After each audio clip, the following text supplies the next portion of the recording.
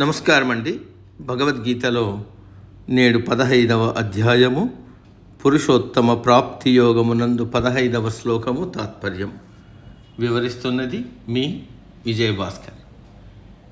సర్వస్య చాహం హృది సన్నివిష్టో మతః స్మృతిర్జ్ఞానమపోహనం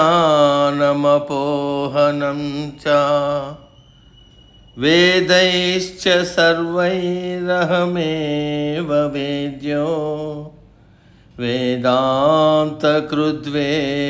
విదేవ చాహం.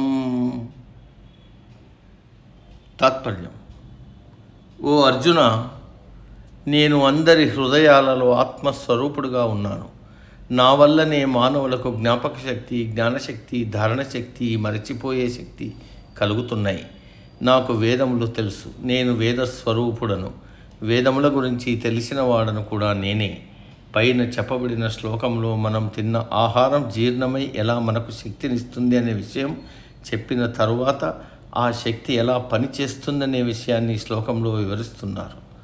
మనము తిన్న ఆహారం వల్ల వచ్చిన శక్తి మనకు స్మృతి అంటే జ్ఞాపక శక్తి, ధారణా శక్తి, అవగాహన, ఆలోచన శక్తినిస్తుంది. అలాగే అపోహనం అంటే మరచిపోయే శక్తిని కూడా ఇస్తుంది.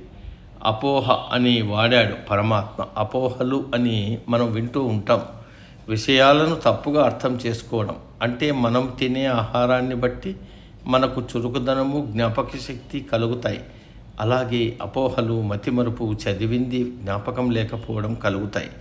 వీటికంతా కారణం మన హృదయం లోపల ఉండి మనలో చైతన్య శక్తిని కలుగజేస్తున్న పరమాత్మ. ఇది ఏ ఒక్కరికో, ఏ జాతికో, కులానికో, ధనికులకు, అగ్రవర్ణాల వారికో పరిమితం కాదు.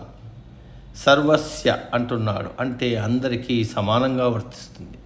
బ్రాహ్మణులకే తెలివితేటలు ఉంటాయి, ఒక ప్రాంతం వారికే తెలివితేటలు ఉంటాయని అనుకోవడం పొరపాటు. అది మనము చూపే వివక్షత.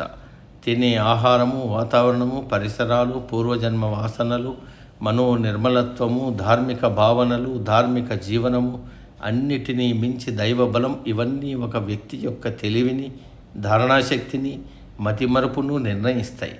మనల్ని పరమాత్మ మన హృదయంలో ఉండి చూస్తున్నాడు అనే విషయాన్ని మనం నిరంతరం గుర్తుపెట్టుకోవాలి. అప్పుడే ఎటువంటి అకృత్యాలకు పాల్పడే అవకాశం ఉండదు. జ్ఞాపక శక్తి, ధారణా శక్తి, జ్ఞానశక్తి, మతిమరుపు, అపోహలు ఇవన్నీ మనోవికారాలు. మనం తినే ఆహారాన్ని బట్టి ఇవి మనకు సంక్రమిస్తాయి. వీటి వల్ల ఏం జరుగుతుందంటే తెలుసుకోదగిన వాటిని తెలుసుకుంటాం. వేదం అంటే తెలుసుకోదగినది. ఆ వేదములలో తెలుసుకోదగినది పరమాత్మ స్వరూపము. అది నేనే అంటున్నాడు. వేదములు చదువుకున్నందుకు ఫలితం పరమాత్మ తత్వమును గురించి తెలుసుకోవడం. ఎందుకంటే పరమాత్మ నుండి పుట్టిన వేదములు పరమాత్మను గురించి, పరమాత్మ స్వరూపమును గురించి తెలియజేస్తాయి. పరమాత్మను గురించి, పరమాత్మ తత్వమును గురించి వేదములకు బాగా తెలుసు. వేదములను కేవలం యాంత్రికంగా వల్లెవేయకుండా వాటిలో దాగి ఉన్న అసలు అర్థాన్ని తెలుసుకోవడానికి ప్రయత్నం చేయాలి. అప్పుడే వేదవిదుడు, వేద పండితుడు అనే మాట సార్థకమవుతుంది. వేదాంతకృత్ అంటే ఈ వేదములు నాచేత సృష్టించబడినవి అంటే నిరాకారుడైన పరమాత్మ సాకారుడై వచ్చి రాశాడు అని కాదు. పరమాత్మ అందరి హృదయాలలో ఉన్నాడని అప్పుడే చెప్పుకున్నాము. ఋగ్వేదములో మొదటి అనువాకము మధుచందనుడు అనే ఋషి చెప్పాడు. తరువాత లిపిబద్ధమైంది. ఋగ్వేద ఋషులు తాము సమాధిలో ఉన్నప్పుడు పరమాత్మ కృపతో కలిగిన జ్ఞానం ద్వారా తెలుసుకున్న విషయాలను జ్ఞాపకం పెట్టుకుని తమ శిష్యులకు చెప్పారు. గురు శిష్య పరంపరగా వేదములు తరతరాలుగా ఒకరి నుండి ఒకరికి మౌఖికంగా అందించబడ్డాయి. అందుకే ఈ శ్లోకంలో వేదాంతకృత్ అంటే ఈ వేదములు, వేదాంతములు అంటే ఉపనిషత్తులు మొదలైన వాటిని గొప్పవారైన మహారుషుల యొక్క స్మృతి పథంలోకి ప్రవేశపెట్టి వారి చేత పలికించిన వాడిని నేనే. ఈ మహారుషుల యొక్క జ్ఞాపక శక్తిని, ధారణా శక్తిని, ఆలోచనా శక్తిని, పరిశీలనా శక్తిని నేనే. వేద స్వరూపాన్ని నేనే. అంతేకాదు ఈ వేదములను సృష్టించిన వాడిని నేను, ఆ వేదములను ఎరిగిన వాడిని కూడా నేనే అని కృష్ణుడు ఇక్కడ చెప్పాడు. కాబట్టి సర్వం పరమాత్మమయమని తెలుసుకుంటే చాలు. అందుకే వేదములు అపౌరుషేయములు, పరమాత్మచే సృష్టించబడ్డాయని పెద్దలు అంటారు. సమాప్తం. తదుపరి శ్లోకం రేపటి రోజు.